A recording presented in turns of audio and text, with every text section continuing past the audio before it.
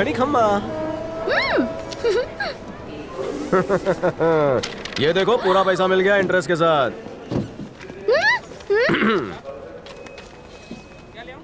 लेकिन ये कैसे हुआ? छोटे दिमाग की छोटी नस भड़कते ही मोटे अमाउंट का चेक हाथ में आ गया।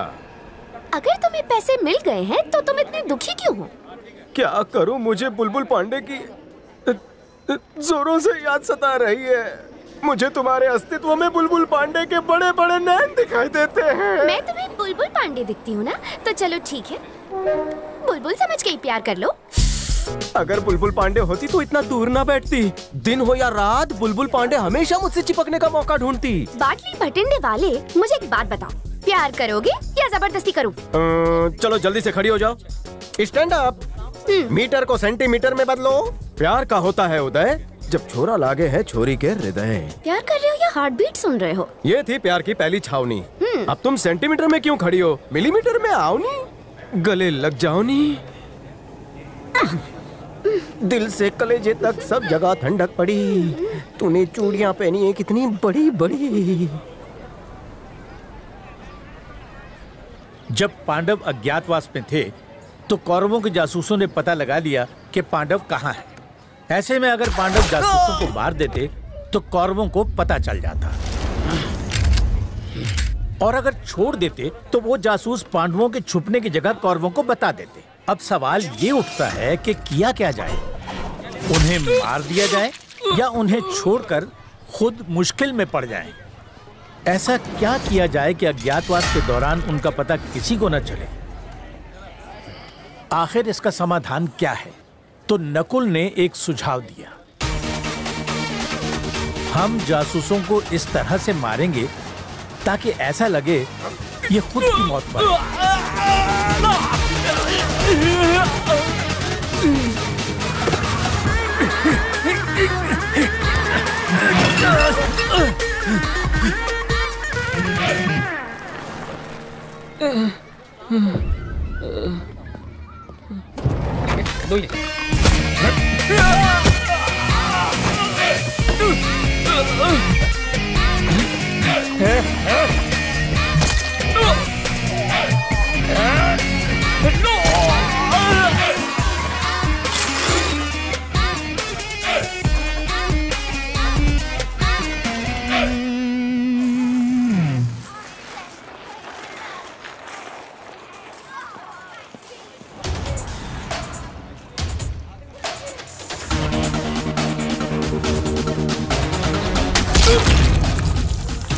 उपलब्ध साधनों का इस्तेमाल करके अपने दुश्मनों को मारना ही नकुल धर्म कहलाता है।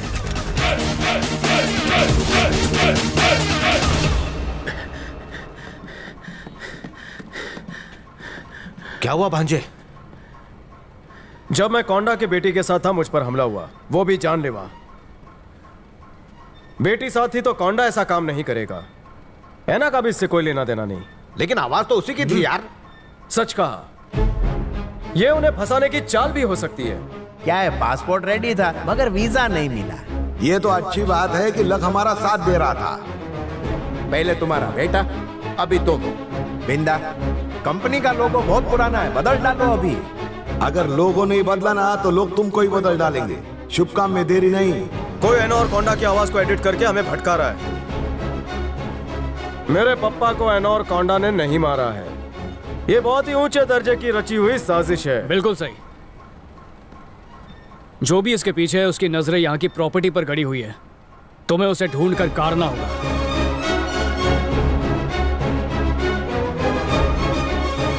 कौन हो सकता है? सर, एक बहुत बुरी खबर है। अभिषेक जिंदा है। तो उसे अच्छी खबर में बदल दे। उस अभिषेक को अभी के अभी मार डाल। एक बात और, माँ की ममता में बहुत तड़प होती है। बेटों की जुदाई और पति का गम बेचारी बर्दाश्त नहीं कर पाएगी। पूरी फैमिली को मिला दे, उसके बाद बचे ऐना और कोंडा।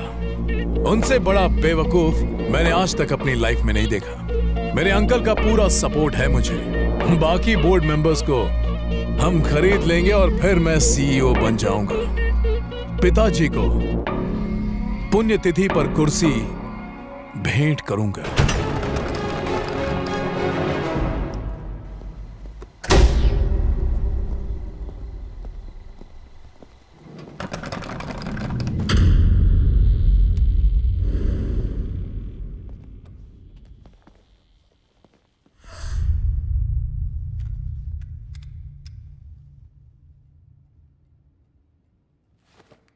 चैनल 1 अंदर आओ। Channel 2 channel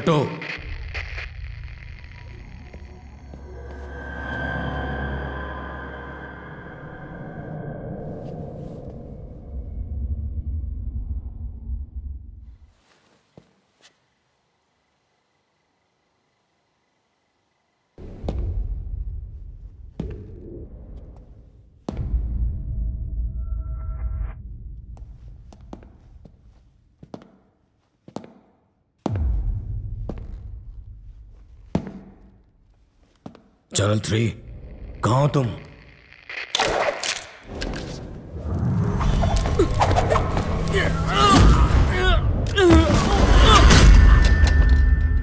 Hands up!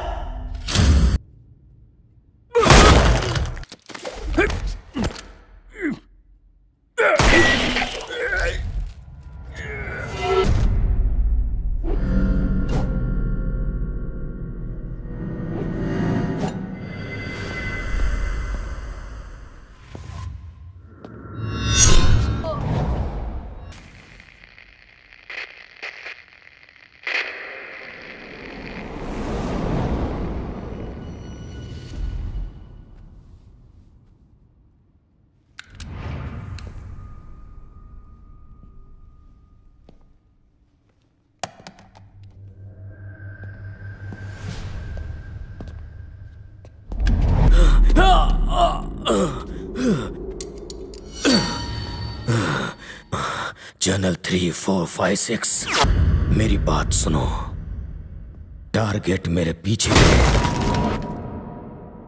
और मैं जख्मी हो चुका हूं। मेरे पास गन भी नहीं है। इंद्रानी मुझसे 5 फीट की दूरी पर है। मैं मर जाऊंगा, लेकिन इंद्रानी को मारने के बाद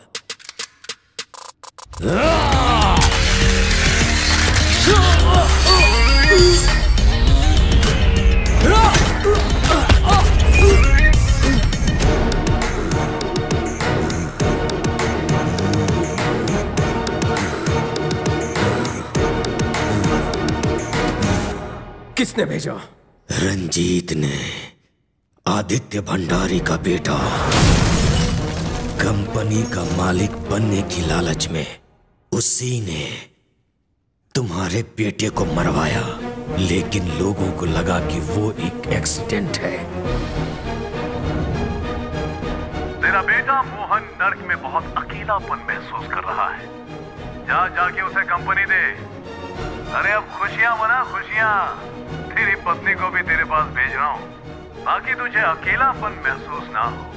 वहां जाके रिंग रोजेस खेलना, और तेरी कंपनी मैं संभाल लूंगा, क्योंकि उस सीईओ की चेयर को पाना ही मेरा सपना है।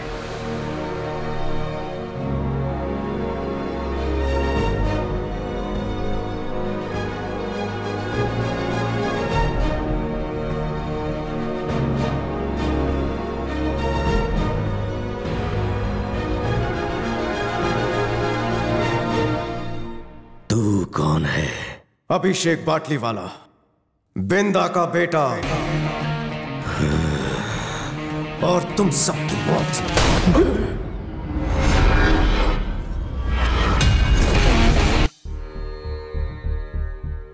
हथियार बनाने के लिए जरूरत होती है मजबूत हाथों की, एक अनोखी सोच की, अपने अंदर छुपे अहंकार की।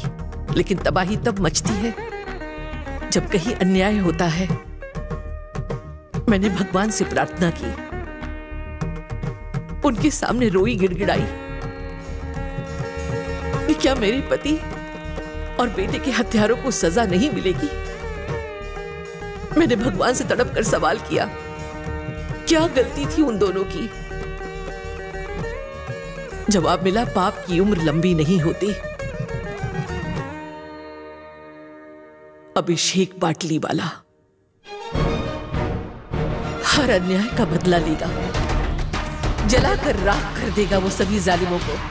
वो फौलाद है, वन मैन आर्मी।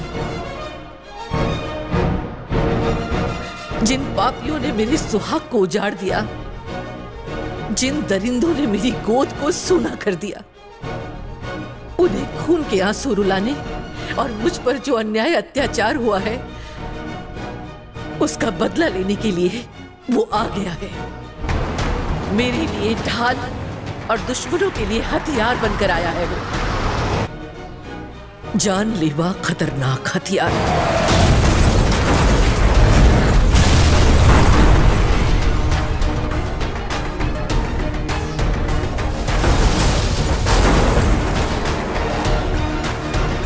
जिसका वार सिर्फ और सिर्फ न्याय के लिए होता है। न्याय के लिए किसी को मारना धर्म है और वो अपने इस धर्म का पूरी तरह से पालन कर रहा है।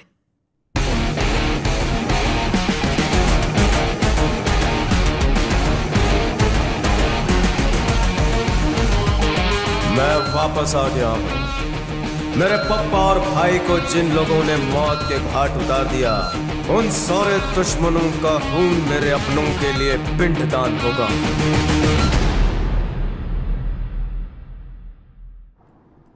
आदित्य भंडारी तुम्हारे पिता के साथ 25 सालों तक घूमता रहा, उनका खून चूसता रहा। उसके बेटे रंजीत को हमने अपना बेटा माना, इंटरनेशनल ऑपरेशन का सीईओ बनाया, लेकिन कंपनी के लालच में उसने हमारे साथ गद्दारी की और हमारे परिवार को खत्म कर दिया। आखिर क्यों? उस कुर्सी के लिए मैं अपने पप्पा को और भाई को खो चुका हूं, लेकिन अब वो कुर्सी मेरी होगी। शतरंज का खेल उस वक्त तक चलता है जब तक किसी एक राजा की मात नहीं होती। रंजीत को मरना होगा, क्योंकि इस खेल का राजा मैं हूं।